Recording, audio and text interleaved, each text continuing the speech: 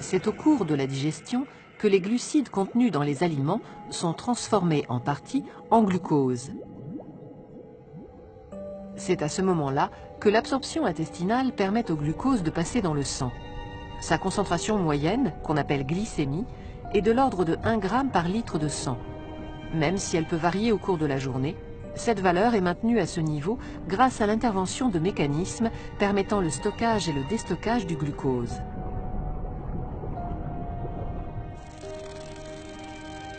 Car le glucose, source ou réserve d'énergie, est le carburant de nos cellules, nécessaire à leur fonctionnement.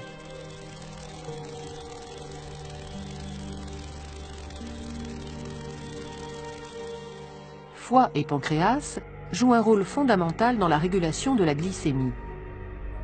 Le pancréas sécrète dans le sang des hormones susceptibles d'en faire varier la valeur. 2 scénarios peuvent se présenter. Après un repas copieux, la glycémie augmente. Le pancréas va le détecter et déclencher immédiatement la production d'une hormone, l'insuline, qu'il libère dans le sang.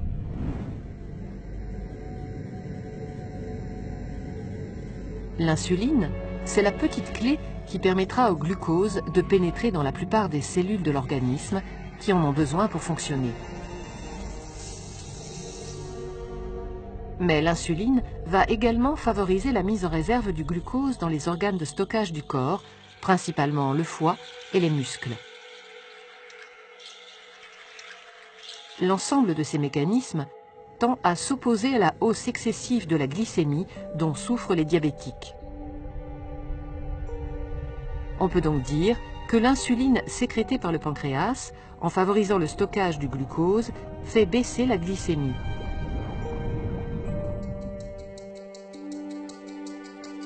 Voyons maintenant ce qui se passe dans le cas contraire, après un jeûne prolongé.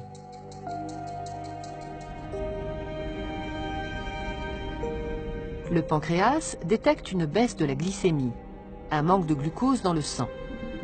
Il se met alors à sécréter une autre hormone, le glucagon, dont l'effet principal est de stimuler la libération du glucose stocké dans les cellules du foie. Le foie est le seul organe dont les cellules soient capables de restituer dans le sang le glucose emmagasiné.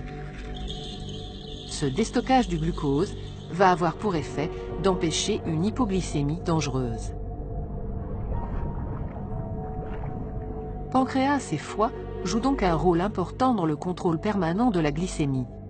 Ce contrôle suppose un équilibre satisfaisant entre les 2 hormones antagonistes sécrétées par le pancréas et une gestion fine du stockage-déstockage du glucose dans le foie.